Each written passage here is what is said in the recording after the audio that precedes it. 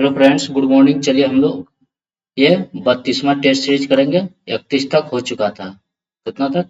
31 तक हो गया था। अब हम लोग इसमें 32 टेस्ट सीरीज करेंगे। 50 क्वेश्चन का है। इसमें सभी क्वेश्चन रहता है फ्रेंड्स, जीके भी रहता है, जीएस भी रहता है और कुछ करंट अफेयर्स भी रहते हैं, प्लस करंट अफेयर्स भी रहते हैं। इसलिए आप लोग इसको अच्छे से देखिएगा, आपको एनटीपीसी मेंस में भी काम आ जाएगा और जो अभी एनटीपीसी प्री चल रहा है, अभी जो नहीं दिए उनके लिए भी बहुत इंपॉर्टेंट है। चलिए आइए, और लाइव डिस्कशन के लिए जुड़ना मत भूलिए। रात के 9 बजे और सवा 11 बजे लुसेंट का होता है। आइए क्वेश्चन वन शुरू करते हैं। कार्यकारी न्यायाधीशों की नियुक्ति की जाती है।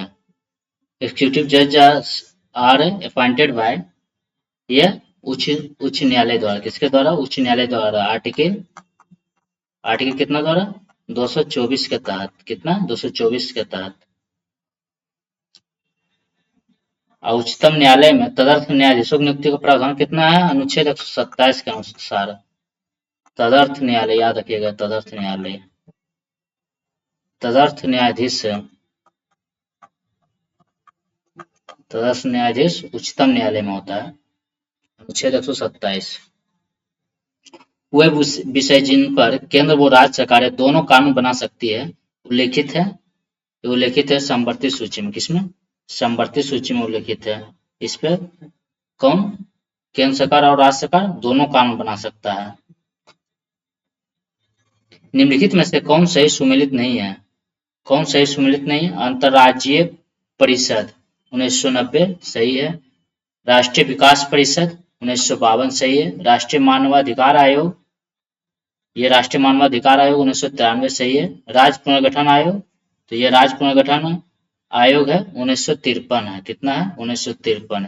ये अधिनियम है।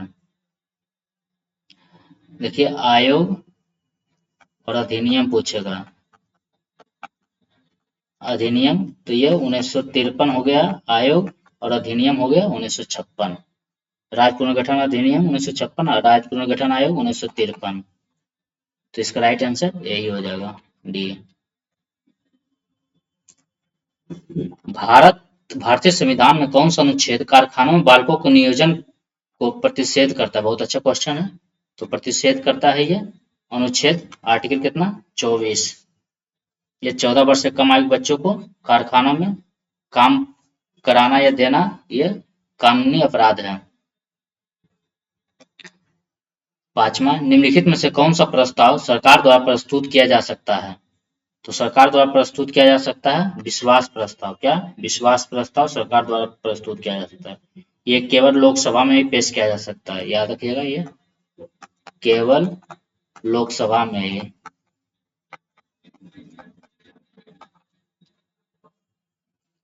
निम्नलिखित में से कौन सही सुमेलित नहीं है? तेल शोधक कारखाना और उसके राज्य। तो कोयली तेल शोधक कारखाना कहाँ है? ये गुजरात में है, सही है। नुमालीगढ़, ये नुमालीगढ़ कहाँ है? असम में, ये भी सही है। नागपट्टिनम आंध्र प्रदेश में है। ये जी नहीं, ये नागपट्टिनम कहाँ है? ये तमिलनाडु में। कहाँ है? तमिलनाडु में है।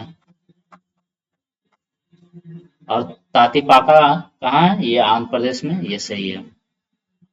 तो इसका राइट आंसर हो जाएगा सी। तंडोबा नेशनल पार्क या उद्यान किस राज्य में स्थित है? बहुत अच्छा क्वेश्चन। जो भी अलग से आता है नेशनल पार्क वो याद रखिएगा, क्योंकि जो भी पुराना हो गया तो रिपीटेड बहुत बार हो गया, और जो नया आता है उसको जरूर अच्छे से याद रखिए। तंडोबा नेशनल पार्क उद्यान किस राज्य में है? तो यह है महाराष्ट्र में। कहाँ है? महाराष्ट्र में है। आइए 8वें की ओर। रावत भाटा परमाणु विद्युत गिरा किस राज्य में स्थित है? तो रावत भाटा परमाणु विद्युत गिरा कहाँ है? तो यह है रावत भाटा, राजस्थान में। कहाँ है? रावत भाटा राजस्थान में है। कलपक्कम कहाँ है? कलपक्कम के बारे में अगर पूछेगा तो ये तमिलनाडु में है। कल कलपक्कम ये कहाँ है? तमिलनाडु में है। कहाँ? तमिलनाडु में।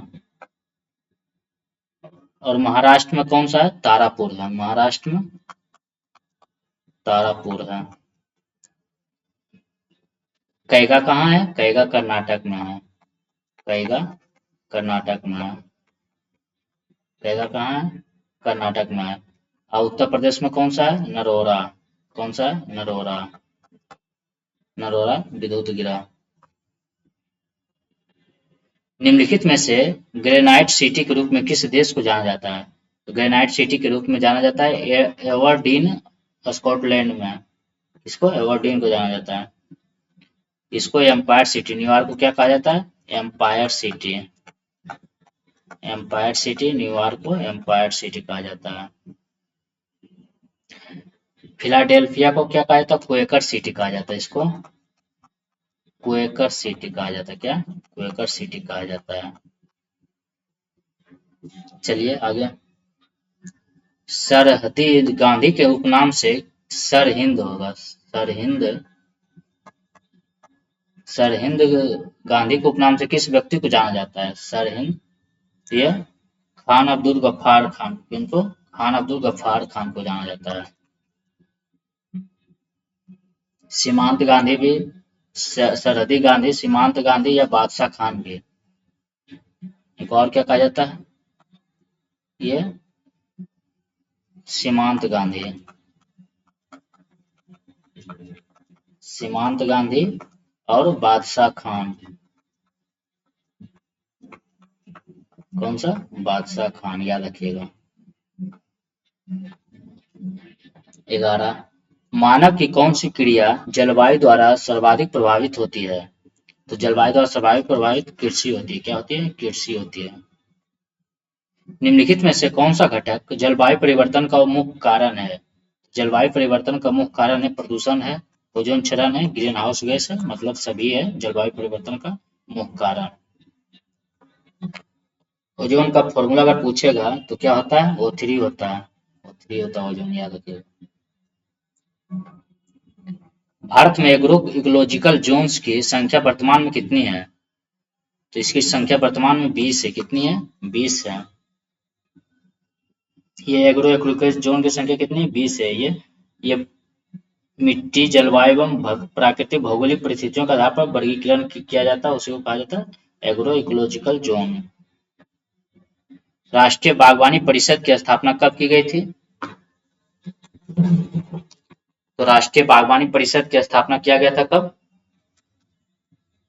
बताइए अगर आप लोग को पता है तो।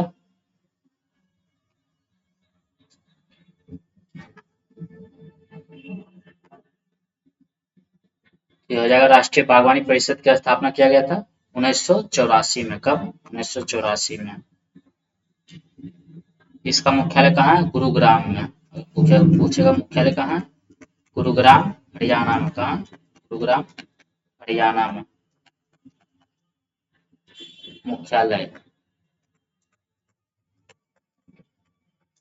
मुख्यालय कहाँ है? गुरुग्राम हरियाणा में। विश्व आपदा प्रबंधन नियंत्रण, विश्व आपदा नियंत्रण दिवस कब मनाया जाता है? विश्व आपदा नियंत्रण दिवस ये 13 अक्टूबर को मनाया जाता है। कब? 13 अक्टूबर को मनाया जाता है। ये 12 नवंबर को विश्व निमोनिया दिवस मनाया जाता है। क्या? विश्व निमोनिया दिवस। क्या? विश्व निमोनिया दिवस 12 नवंबर को। प्रोटीन संश्लेषण का सही क्रम कौन सा है? प्रोटीन संश्लेषण का सही क्रम है ये डीएनए, आरएनए, अमीनो एसिड एवं प्रोटीन। क्या है? डीएनए, आरएनए, अमीनो एसिड एवं प्रोटीन। केंद्रिका में निम्नलिखित में से क्या नहीं पाया जाता है? तो केंद्रिका में प्रोटीन पाया जाता है, कार्बोहाइड्रेट नहीं पाया जाता, आरएनए पाया जाता, डीएनए पाया जाता। तो ये राइट आंसर हो जाएगा। कार्बोहाइड्रेट नहीं पाया जाता केंद्रिका में। ये 85% प्रोटीन पाया जाता है। कितना? 85% प्रोटीन पाया जाता है। आरएनए 10% पाया जाता है। आरएनए 10 और डीएनए 5% पाया जाता है। निम्नलिखित में से कौन प्रोटोजोआ जनित रोग है? प्रोटोजोआ जनित रोग है ये मलेरिया भी है, निद्रा रोग, कालाजार, ये सभी प्रोटोजोआ जनित रोग प्रोटोजोआ से होता है। पैरिया भी प्रोटोजोआ से होता है। निम्नलिखित में से कौन सा है एक प्रकाश संश्लेषी वर्णक नहीं है? तो प्रकाश संश्लेषी वर्णक नहीं है, पर्णहरित क्लोरोफिल है, फाइकोबिलिन भी है, कैरोटीनाइड भी है, एंथोसायनिन नहीं है। ये प्रकाश संश्लेषित, ये संश्लेषी वर्णक यह नहीं है, इसमें नहीं आता है। क्लोरोफिल में कौन सा घटक होता है, ये भी याद रखिएगा, मैग्नीशियम होता है। कौन सा? मैग्नीशियम। इसका परमाणु संख्या 12। आइए 20, पादप में उपस्थित कोशिका भित्ति निम्नलिखित में से किससे निर्मित होती है? तो ये कोशिका भित्ति निर्मित होती है सेलुलोज से। किससे? सेलुलोज से निर्मित होती है।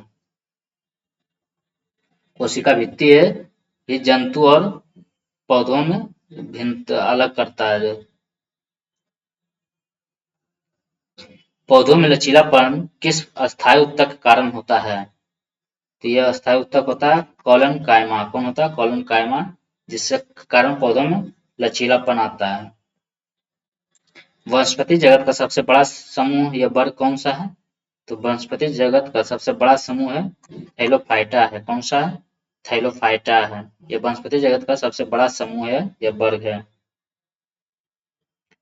इस वर्ग के पौधे को सामान्यतः क्या कहा जाता है? शैवाल कहा जाता है, जो मुख्य रूप से जल में पाया जाता है।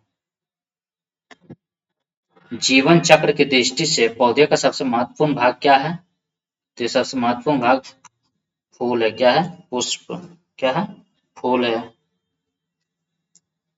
एक पुष्प में पुंकेसर तथा स्त्री केसर मिलकर प्रजनन करता है। पुंकेसर पुरुष होता है और स्त्री केसर फीमेल होती है, मादा। आइए, एक से दूसरे को मिलान करना, उड़ने वाली मछली। तो उड़ने वाली मछली किसको कहा जाता है? ये एक्सोसिस्ट। किसको? एक्सोसिस्ट।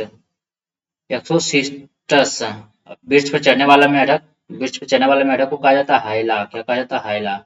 उड़ने वाले छिपकली को क्या कहा जाता है? ये टेक्रो कहा जाता है। और उड़ने वाला स्तनधारी चमगादड़ है। यह स्तनधारी है, दूध पिलाता है बच्चों को। तो ये क्या हो जाएगा? 4-3-2-1। 4-3-2-1। प्रकाश के अपवर्तन की क्रिया में क्या नहीं बदलता है? प्रकाश के अपवर्तन की क्रिया में यह प्रकाश की चाल बदलता है, प्रकाश की तीव्रता भी बदलता है, प्रकाश का तरंगदैर्घ्य भी बदलता है, आवृत्ति नहीं बदलता है। याद रखिएगा, बहुत इंपॉर्टेंट क्वेश्चन है ये बहुत बार आता है। प्रकाश के अपवर्तन क्रिया में आवृत्ति नहीं बदलता है। जल का अतिरिक्त बिंदु ताप किस तापमान पर होता है? जल का अतिरिक्त बिंदु ताप किस तापमान पर होता है? तो यह होता है तिरिक बिंदु पूछ रहा है, तो तिरिक बिंदु 0 डिग्री सेल्सियस पे। कितने पे? 0 डिग्री सेल्सियस पे।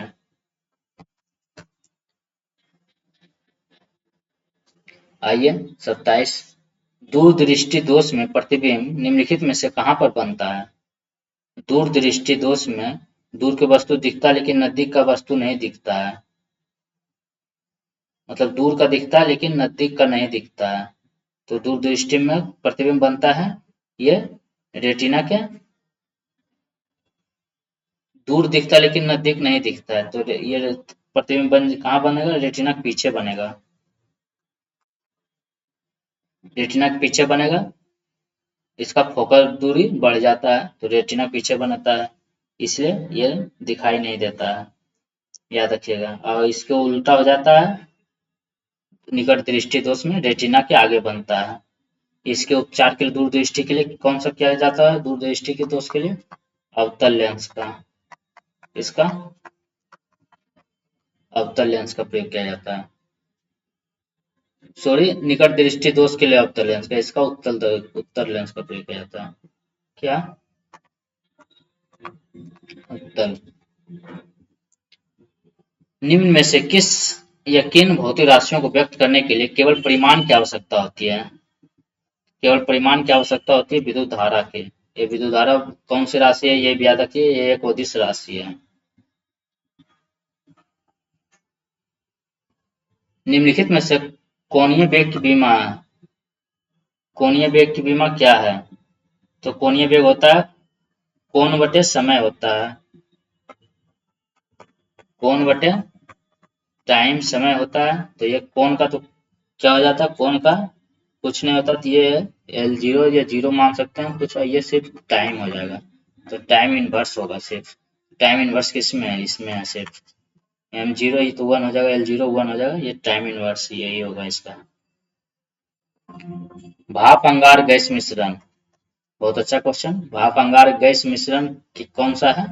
तो भाप अंगार गैस मिश्रण है CO प्लस H2O का मिश्रण को भाप अंगार कहा जाता है। भाप अंगार CO प्लस H2O। चलते हैं आगे। इसमें याद रखिए ये CO कितना होता है, ये 45% होता है, और हाइड्रोजन कितना होता है, 50% होता है, और 5% अन्य औषधियां होती है। विद्युत ऊर्जा को ध्वनि ऊर्जा में रूपांतरण करने वाला उपकरण कौन सा है? जो विद्युत ऊर्जा को ध्वनि ऊर्जा में रूपांतरण कर देता है, तो यह है लाउड स्पीकर है। क्या है? लाउड स्पीकर विद्युत ऊर्जा को ध्वनि ऊर्जा में कर देता है। अब माइक्रोफोन ध्वनि ऊर्जा को विद्युत ऊर्जा में, यह ध्वनि से विद्युत में कर देता है माइक्रोफोन। विद्युत मोटर क्या करता है? यह विद्युत ऊर्जा को यांत्रिक ऊर्जा में, विद्युत ऊर्जा को यांत्रिक ऊर्जा में। और ये सितार क्या करता है? यांत्रिक ऊर्जा को ध्वनि ऊर्जा में करता है।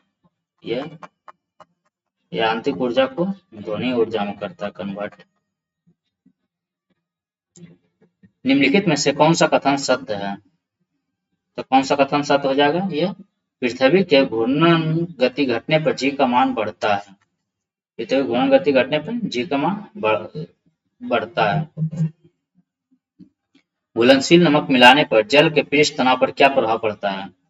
घुलनशील नमक मिलाने पर जल के पृष्ठ तनाव, घुलनशील नमक अगर मिलाएंगे तो जल के पृष्ठ तनाव पर क्या प्रभाव पड़ेगा? तो ये बढ़ जाएगा, जल का पृष्ठ तनाव क्या हो जाएगा? बढ़ जाएगा।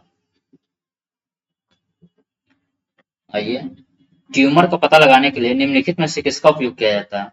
ट्यूमर का पता लगाने के लिए आर्सेनिक 74 का प्रयोग किया जाता है। किसका? आर्सेनिक 74। सोडियम 24 का रक्त का थक्का जमने में, क्या? रक्त का थक्का का पता लगाने के, रक्त का थक्का का पता लगाने के लिए। लोहा 59 कितना होता है? और रक्तता का रोग पता लगाने के लिए, क्या? ओ रक्तता का रोग पता लगाने के लिए, रोग का पता। और फास्फोरस 32 ये ल्यूकेमिया के उपचार के लिए, क्या? किसके? ल्यूकेमिया के उपचार के लिए, क्या? उपचार के लिए।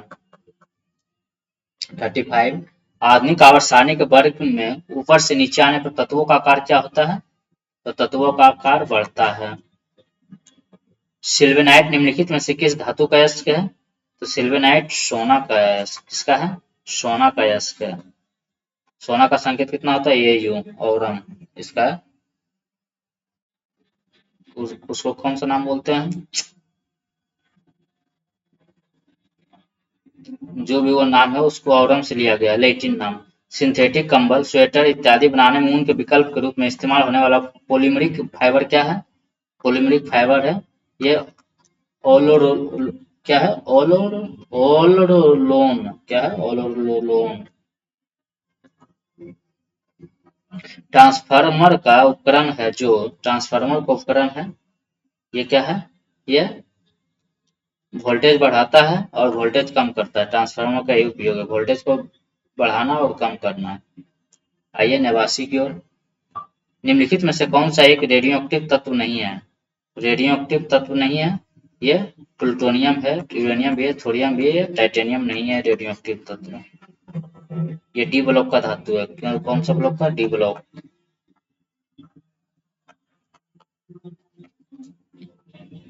निम्नलिखित में से कौन सी घटना प्रकाश के अपवर्तन का उदाहरण नहीं है? प्रकाश के अपवर्तन का उदाहरण नहीं है, यह हीरे का चमकना पूर्ण आंतरिक परावर्तन है। अपवर्तन तो याद रखिए, तारे का टिमटिमाना अपवर्तन, पानी में डूबी क्षण का मुआ हुए दिखाई देना, सूर्योदय से पूर्व तथा सूर्यास्त के पश्चात भी सूर्य दिखाई देना। सकल राष्ट्रीय उत्पाद में निम्नलिखित में से किसको शामिल नहीं किया जा सकता है? तो ये निजी परिश्रम को किया जाता है, बाह्य ऋणों पर ब्याज की प्राप्ति, बाह्य अनुदान, विदेशी निवासियों की आय नहीं किया जा सकता शामिल। 42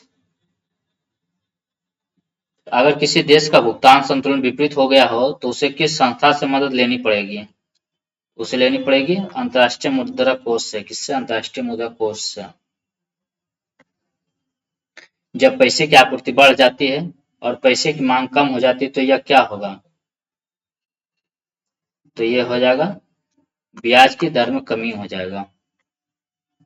यूनियन बजट में राजकोषीय घाटा निम्न में से किसके बराबर है? ये बराबर है आंतरिक और बाह्य उधार में शुद्ध वृद्धि। निम्नलिखित में से कौन भारत में सेवा क्षेत्र का हिस्सा नहीं है? तो सेवा क्षेत्र का हिस्सा नहीं, परिवहन है, निर्माण नहीं है सेवा क्षेत्र का हिस्सा, होटल एवं रेस्टोरेंट है, बीमा भी है, तो ये निर्माण नहीं है। आइए 5 क्वेश्चन में देख लेते हैं। ए अपने आवास से 5 किलोमीटर प्रति घंटा चाल से चलकर अपने कार्यालय 16 मिनट विलंब से चल पहुंचता है। यदि उसकी चाल 7 किलोमीटर प्रति घंटा हो तो 20 मिनट पहले पहुंच जाता है। तो ए के आवास से उसकी कार्यालय की दूरी कितनी है? तो सीधा इसका अगर पहले पहुंचा है या लेट से पहुंचा, तो ये दोनों समय जोड़िए कितना आ जाएगा? 20 16 36। इसको घंटा में बदल दीजिए 60, और ये बड़ा को छोटा से छोटा को बड़ा से घटा दीजिए, तो मतलब 1/5 माइनस 1/7 दूरी निकालना है। तो समय बराबर दूरी बटे चाल होता है, तो ये दूरी इसको डी मान लेते हैं, तो ये भी डी था क्योंकि दोनों तो सेम दूरी था। तो कितना हो जाएगा? 6 36 या बार 36 और 12 × 5 = 60, यानी 3/5 बराबर कितना हो जाएगा? 7 माइनस 5 यानी 2D/7×5 = 35। 5 से 7, तो डी बराबर कितना हो जाएगा? 21/2। कितना हो जाएगा? 10.5 किलोमीटर। यदि श्याम 5 किलोमीटर प्रति घंटा गति से अस्थिर जल में नाव खेता है, मतलब 5 किलोमीटर प्रति घंटा गति से अस्थिर जल में, मतलब इसकी चाल कितनी है? नाव की चाल 5 किलोमीटर हो गया, तो उसकी धारा के विपरीत गति में चाल इतना है। धारा के विपरीत x माइनस वाई बराबर कितनी है? 3.5 है। तो अभी इसको देखिए, इसकी चाल कितनी है? नाव की चाल 5 है और धारा की निकालना है। धारा की दिशा में गति क्या होगी? तो श्याम की धारा की दिशा में गति यानी x प्लस वाई निकालना है। क्या है? x प्लस वाई निकालना है। ये वाई का वैल्यू कितना आ जाएगा? 3.5। वाई बराबर कितना हो जाएगा? ये 1.5 हो जाएगा ना। तो वाई का वैल्यू इतना और x का वैल्यू 5 है, तो कितना हो जाएगा? 5 प्लस 1.5 कितना हो जाएगा? 6.5 हो जाएगा इसका राइट आंसर। कितना हो जाएगा इसका राइट आंसर? 6.5। 18 सेंटीमीटर लंबे तथा 14 सेंटीमीटर चौड़े आयत के, देखिए आयत बनाइए पहला।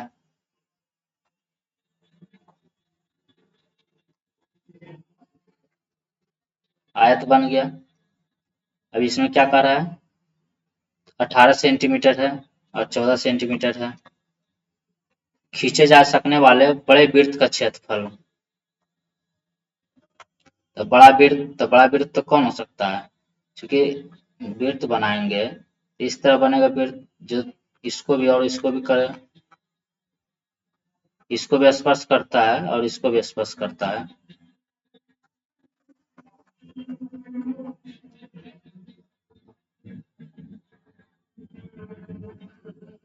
तो इसको भी स्पर्श कर लेगा अगर आर्थ थोड़ा सा इधर ले आएंगे तो।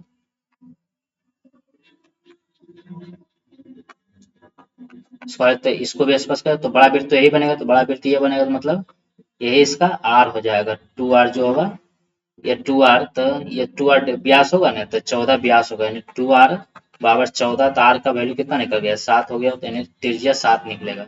तो सबसे बड़े वृत्त का क्षेत्रफल यही निकलेगा। तो 22/7 आर स्क्वायर यानी 7 × 7 कितना आ जाएगा? 52 कितना आ जाएगा? 154 सेंटीमीटर स्क्वायर। क्योंकि यही बन सकता है ना दोनों को स्पर्श करते हुए। क्योंकि इसको और इधर बढ़ाएंगे तो फिर तो चारों तरफ से सेम होना चाहिए इसका। चलिए 49। किसी संख्या को 195 से विभक्त करने पर 47 शेष बचते, यदि उसी संख्या को 15 से विभक्त किया जाए तो शेषफल क्या होगा? इसका सीधा सीधा है। 195 विभक्त करने पर इतना शेष बचता है, फिर किसी से भागा मारना, तो इससे भागा मारना इसमें है, यानी 47 में 15 से भागा मारना, कितना बचेगा? 45 यानी 2 बचेगा। कितना? 2। आइए 50 लास्ट। निम्नलिखित में से कौन सा कथन गलत है? कौन सा कथन गलत पूछ रहा है? प्रत्येक वर्ग एक आयत होता है, प्रत्येक वर्ग एक आयत होता है, सही है। प्रत्येक वर्ग एक आयत होता है, सही है। प्रत्येक समचतुर्भुज एक समानांतर चतुर्भुज है, प्रत्येक समचतुर्भुज एक समानांतर चतुर्भुज, ये भी सही है। ये समचतुर्भुज एक समानांतर चतुर्भुज। प्रत्येक समचतुर्भुज एक वर्ग है, प्रत्येक समचतुर्भुज एक वर्ग है, ये नहीं है। प्रत्येक समचतुर्भुज ये है समचतुर्भुज, तो ये वर्ग नहीं हो सकता, वर्ग होना चाहिए 90 डिग्री होना चाहिए चारों एंगल, तो ये नहीं है, तो यही गलत हो जाएगा। सभी सत्य है, तो ये छोड़िए, तो यहीं पे हो जाएगा। कौन सा कथन गलत है, तो इसका राइट आंसर हो जाएगा सी हो जाएगा, सी गलत है। चलिए फ्रेंड्स, ये 50 क्वेश्चन था, 50 क्वेश्चन हो गया। चलिए आप लोग को कैसा लगा, आप लोग लाइक करके बताइएगा। चलिए मेरा काम था 50 कराना, आप लोग का काम है अब लाइक देना। चलिए आप लोग जल्दी जल्दी लाइक कीजिए और फिर लग जाइए अपने पढ़ाई में। चलिए मिलते हैं वीडियो फ्रेंड्स, धन्यवाद।